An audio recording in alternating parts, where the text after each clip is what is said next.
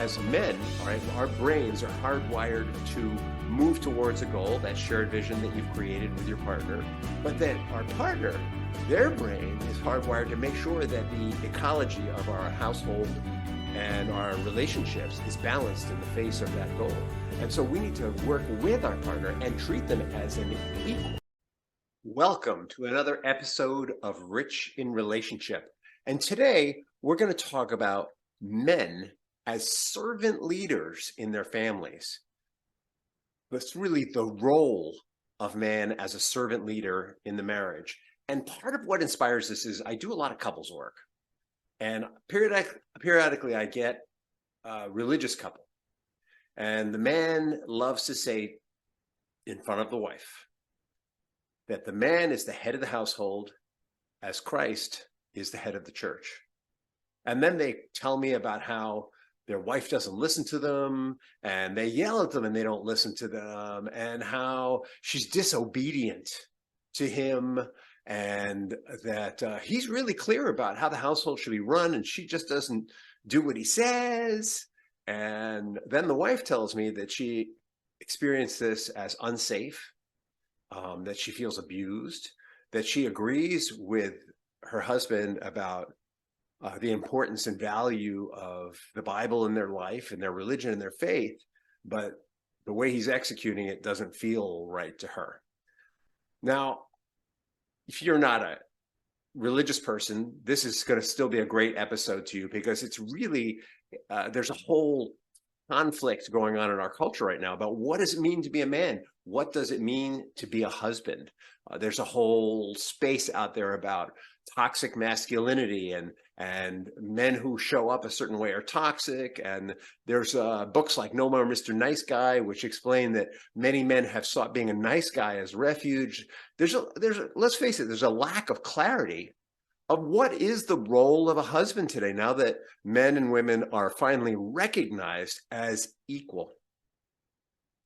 And the other thing that's happening is women are now more and more becoming the primary breadwinners. More and more men are stay-at-home dads. And so the whole concept of fatherhood and motherhood has changed. And so this episode is dedicated to principles for men of how to show up in a marriage. And if we take this thing that these religious guys are always throwing at me and study it, it comes down to 5 or 6 basic concepts, right? There's a concept of leadership. There's a concept of provision. There's a concept of protecting. There's a concept of serving. There's a concept of balancing the needs of the family and the community. There's a concept of mastering negative emotions, which isn't talked about often. And let's start with mastering negative emotions. Actually, a lot of the couples that I'm working with, and a lot of the guys, I have a program for men who are recovering their marriage when their wives say they've just had it. A lot of the problems that these relationships have and that men have is they're not mastering their negative emotions. And for the purpose of this podcast, negative emotions are the realm of mad, sad, unafraid. And within that, let's also have hurt. Right? These are negative emotions. Not negative in that we shouldn't have them, but negative in that they're not always super helpful or positive. They're not positive feeling. But they're necessary, right? I mean, let's face it, when somebody dies, we need to feel sad. We need to process the sadness. When our feelings are hurt, it needs to be expressed in some way. When we're angry, there's a message. There's a lesson in every emotion.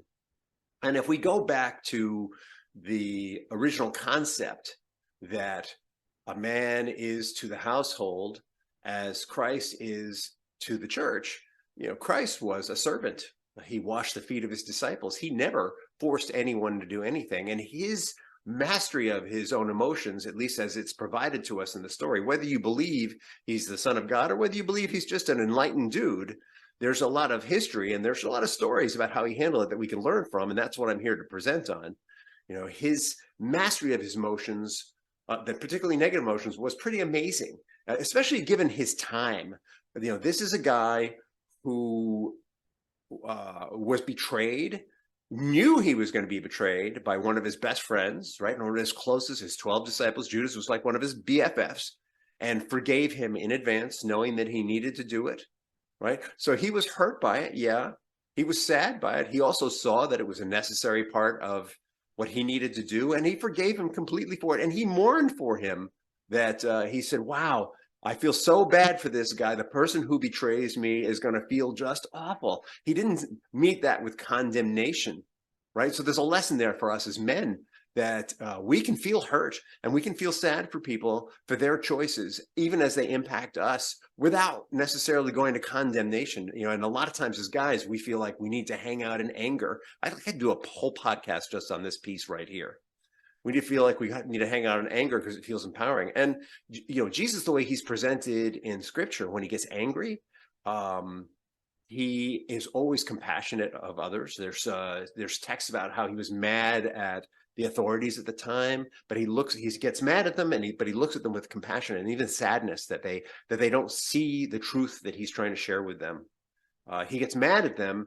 The thing he gets really mad about is when people take the idea of the greater good and use it for self-promotion. And how often do we see that in society today? We see people running for political office, claiming that they're going to help people, and they're doing it for their own self-promotion. We see religious people do this all the time. How about those guys who are driving Bugattis and have private planes at the expense of their church, right? Like that's the kind of thing that would really piss Jesus off as a leader. But he wouldn't sit there and throw darts at them. He would call it out. He would say, you know what? That's not cool. That's not okay. You guys really need to look at what you're doing. But he wouldn't attack them physically. There's that incident of him going into the church and being really upset that people were selling things inside the church, that they were profiting, in the name of God. And even then, he flipped over tables and made it impossible for them to continue to do business. But he never attacked them personally, right? So there are lessons here for us as husbands. He never took out his anger on his family.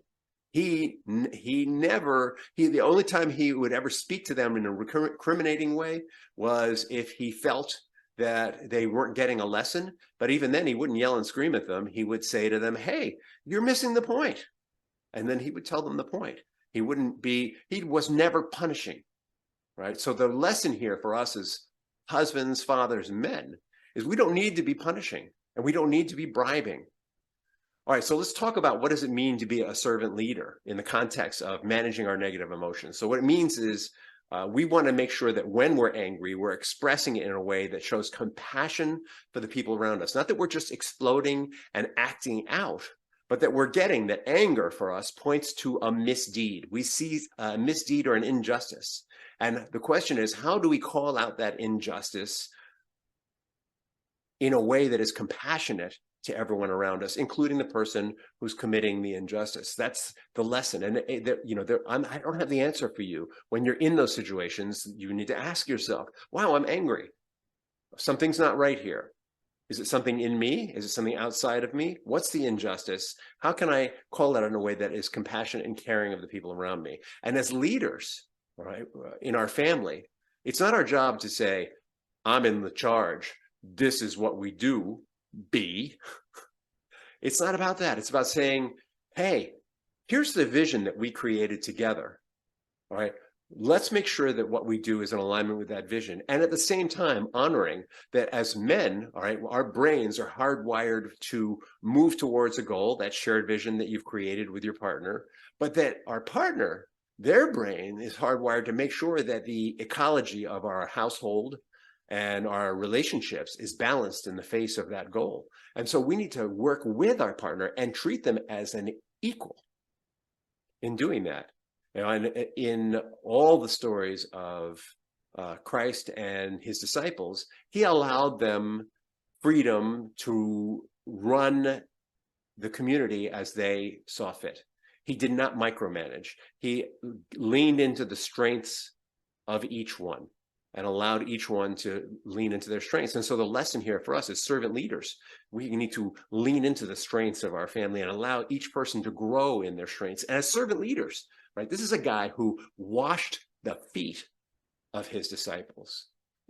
He stripped down naked, wrapped a towel around himself, completely vulnerable. He made himself completely vulnerable, and then proceeded to wash the feet of his disciples, right? And in those days, people walked around in sandals and their feet were dirty at the end of the day. That was the dirtiest part of their body. So he washed their feet before they went and ate together, with the most humble act he could do. So for men and fathers and husbands, and maybe for wives as well, the best kind of leader is a humble leader who's willing to serve their family. He allowed people to make mistakes and learn from them. There are countless examples of him saying, hey, this is the way, and somebody would step away from it. There's this great story about him and this rich dude. This rich dude comes up to him and says, hey, I want to follow you. You're the one. And Jesus says to him, well, if you really want to follow me, you need to sell all your worldly goods and just get on the road with us. It's kind of like a Grateful Dead thing, right? You need to get on the road with us, dude. The band is traveling. You need to come to every show, right? And the guy walks away sad because he doesn't feel like he can sell his worldly goods. And does Jesus reprimand him? He says, no, he doesn't reprimand him. It's like it's his choice. Look, this is the way. If you want to be on the road with us, this is what you got to do. And if you don't want to do it, it's okay. Right. So unlike the example I gave you in the beginning of the podcast here, he doesn't say, this is what I said and you got to do it. And it's the same with our families, by the way. We can suggest things to our children. We can suggest things even to our partners, but we don't threaten. We don't bribe. Right. We allow them to make their own choices. Right. A leader allows others to make their own choices and make their own mistakes and have their own successes also. Right? He doesn't micromanage. Let's talk more about what is it. We talked a little bit about the humbleness and humility of serving his loved ones. So the leader leads. He points the direction. He encourages. No threats, no bribes. Calls out consequences to people. He might say, "Hey, the consequence of you're not doing this is going to be X, Y, and Z," but he still lets them choose. He doesn't call out the consequences like a threat. Hey, if you do this, this is what's going to happen. He doesn't do it that way. He just says, hey, a possible consequence of that choice could be whatever, right? So that's where we need to be with our families. He is the bedrock. I don't think I mentioned that earlier. Let's talk about what does it mean to be bedrock, right? This is really important for men in particular, but for all human beings. Being bedrock, I'll give you a story. Instead of me just going blah, blah, blah, I remember during the pandemic, we had a house fire and I was rock solid through the whole house fire. And we got we had to go to another home while the house was being worked on. And I lost it when we got to the other home about something inconsequential. And my 20-year-old daughter turned to me and said, Dad, you're the bedrock of this family. You can't do this. It's scary for me. It was like one of the most honest things she ever said. Like instead of going to a room or knuckling under, I was so impressed with her. She said, this is scary for me. And I didn't realize that I was the bedrock. All right. And what makes us bedrock is that we embrace being servant leaders. We provide, we protect. We know how to manage our negative emotion. In that moment, I failed to manage my negative emotion appropriately or well. And we're caring about family and community and how it all works together. But what really makes us bedrock is that we know what is most important, the things that we would rather die than compromise, right? And I find that a lot of the men that I work with are really shaky on this. They feel that they're compromising their values all the time, and sometimes they're compromising key principles. All right, so the difference between a principle and a value is values are somewhat fluid. The values are fluid in the sense that they're situational. So if you're in a concentration camp and you want to survive, you may have values about sharing and giving to others that stop applying under those circumstances because you want to survive. Right? So survival is a higher value than sharing. Or it might be that you find a way to link sharing to survival and make that work. But under those circumstances, under survival circumstances, there are a lot of values that are kind of a luxury for us today, and thank God, right? But principles Principles are bedrock, things that we don't compromise to the best of our ability. And when we compromise, we feel feels hurtful and painful. So a principle is servant leader is a principle. Being a protector, I'm the protector of my family. Why am I the protector?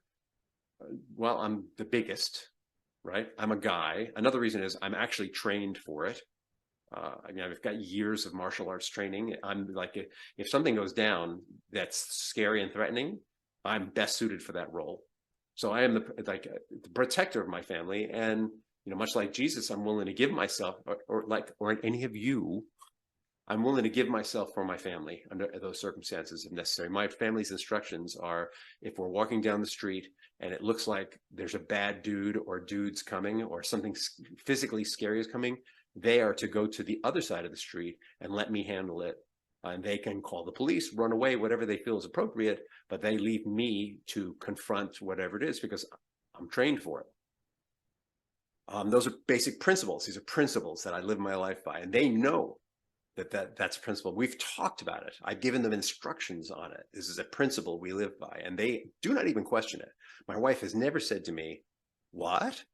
She just says, "Yes," because she gets it, right? I'm 70 pounds heavier than her, and she rides horses every day, and I practice martial arts regularly. It's just we do different stuff. When she's riding horses, she's in charge there. That's her arena. On the street, I'm in charge. That's my arena. All right. Bedrock, principles that we don't compromise on. That's the point of that story. Things that we just know. I've got a client who right now who has a principle of preserving his family's financial future, and his wife is not in alignment with that. And he would rather not be in the marriage than being out of alignment on this. And so he's navigating, how do I be true to this principle without being angry, controlling? Those are the two keywords there for him, and he's really working on it. Okay, let's talk about a little more about bedrock. So Jesus, as he's portrayed in the New Testament, was honest, always honest. When he appeared before authorities and they asked him questions, he was always answered honestly. He was respectful. Even when threatened with death, he respected the authority of others. When asked to pay taxes, he paid taxes. He was always in integrity. He lived the way he taught people to live. Integrity, very important value for a lot of us. He was obedient to his principles or God. Some of you may not believe in God. That's okay. So for you, it's going to be, I'm obedient to whatever is a power greater than myself, that I respect and honor and revere, whatever that is. Could be the universe, whatever you have going on. For me, I'm a follower of Christ by choice. I wouldn't put that on you, though. That's something you got to choose. You can't make people do that stuff. And you may never choose it, and I'm good with that. That's your choice. And again, he was willing to call out the shortcomings of his flock, but he always did it in a gentle was he always gentle? I remember at one point he says to Peter, "Get thee behind me, Satan." But Peter understands what he's talking about. Not that he's Satan, but that he's showing up in a way that's out of alignment with their family principles, basically. So he calls it, when the family members are showing up out of alignment with family principles, he calls it out and gives them redirection. Did he drum Peter out of the family? No. Did he punish him for it? No. He called out the lack of integrity with family principles and gave him direction. All right, and let's talk about this thing of being a provider. I haven't really talked about that. A key role of fathers is being a provider, and that's changing. I myself live in a household where my wife is the greater financial provider than I am. So what does it really mean to be a provider?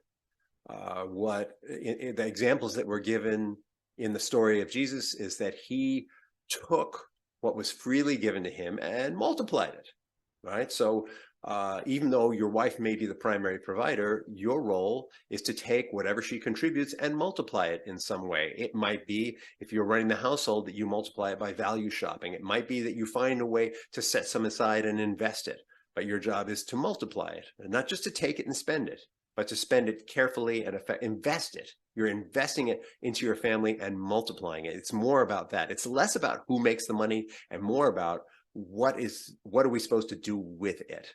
What are we supposed to do with money? What are we supposed to do with love? Right? We multiply it. We speak faith and confidence into our partner and into our family.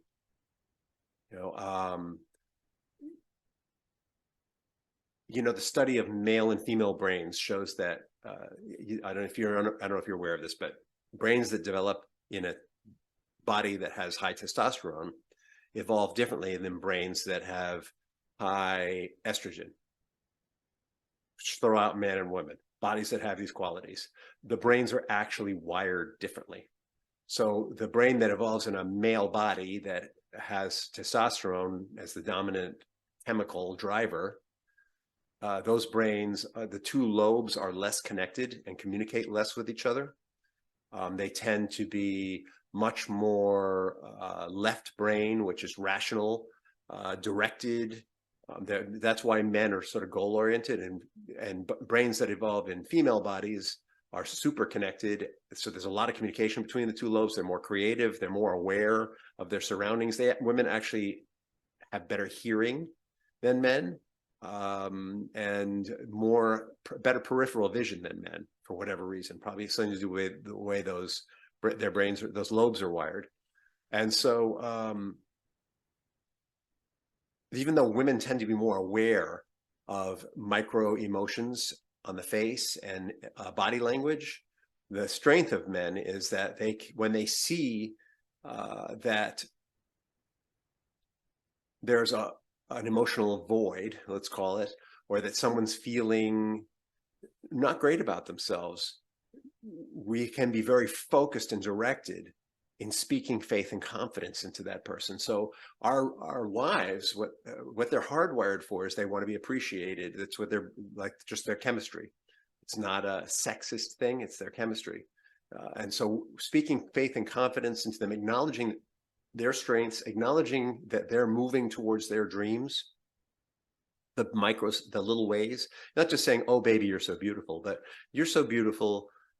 I love the way you look at me when I say something nice to the kids. I can just see on your face how it touches you, and you look so beautiful in those moments. I love when our kids are crying, the way you take them in your arms and how you nurture them, and you just give of yourself so much to them in a way that I don't know how to do. I wish that I did, but I just don't know how to do. That's the kind of faith and confidence that we want to speak into our partners and our children as well. Understand that our role as providers is to provide our bedrock, our strength to those around us. And yeah, it might be also to provide financial strength, but the emotional strength is so much more important, let me tell you. All right, and the last piece I'm going to talk about is family and community. Something that Jesus did really well, according to the books, is navigate social situations. He did not allow himself to be pushed into leadership roles that he didn't want. I want you to think about all those times that you've been let me just tell you stories, all right? So I've started charities, and I've been in charities, and I've done service in my community. And I remember one time I allowed myself to be pushed into leading a charity, even though I didn't feel like it was a good match for me. But, there was an ego thing there. They were saying, oh, yeah, you should do this. You'd be so good at it, da, da, da, da, da, da. And even though it didn't feel like a good fit, I took it on. And it was a mistake.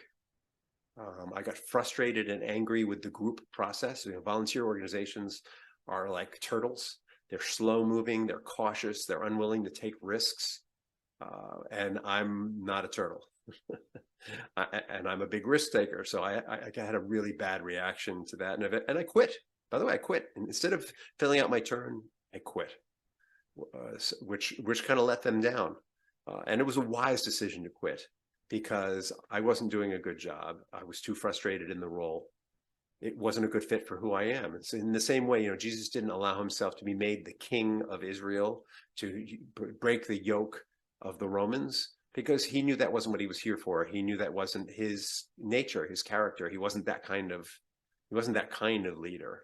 And so in the same way, we don't want to allow ourselves in our communities to be shoved into roles that are a bad fit for who we are. Now, some of us are really good fits for that role that I didn't take on, by the way. So I'm not saying you shouldn't allow yourself to become a leader.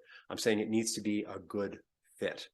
I think that another thing that he did really well was he balanced the needs of his community, his family. We're going to call his family what they now call the church, his disciples and the people who hung out with him. Let's just think more like the Grateful Dead, the people who were following the band. He did a really good job of making sure the people who were following the band were cared for and were balanced with the needs of the surrounding communities. So what does that look like? That looks like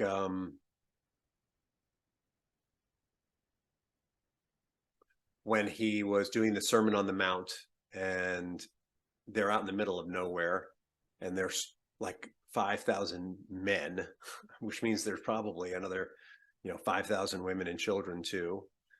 There's a lot of people there, and they're hungry, and he calls on his family to serve the community, and does it.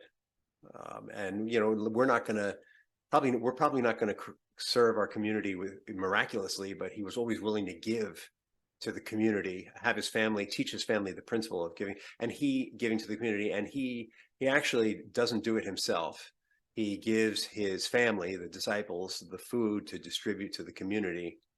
And so he teaches them the value of servant leader, right? And so our community is the practice space for us to teach our families how to be servant leaders, to teach our families how to balance our family life with our community life, for us to encourage and grow our families as individuals, with the community is the experimentation ground. Okay, so in conclusion, this is a lot of stuff here. Honestly, I could do a podcast on each piece, and maybe I will. Men today, we are not Caesar, right? No matter what books you read or what you think of being a man does not mean that we are Caesar. We lead with the permission of our family, and leading simply means that we're out front. Being out front does not mean that we're making all the decisions.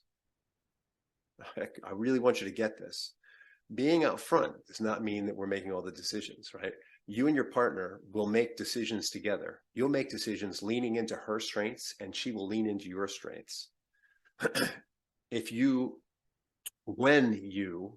Speaking to the men now, when you manage your negative emotions, you allow yourself to feel hurt and sadness, and you take your anger and use it as a tool of compassion instead of as a weapon.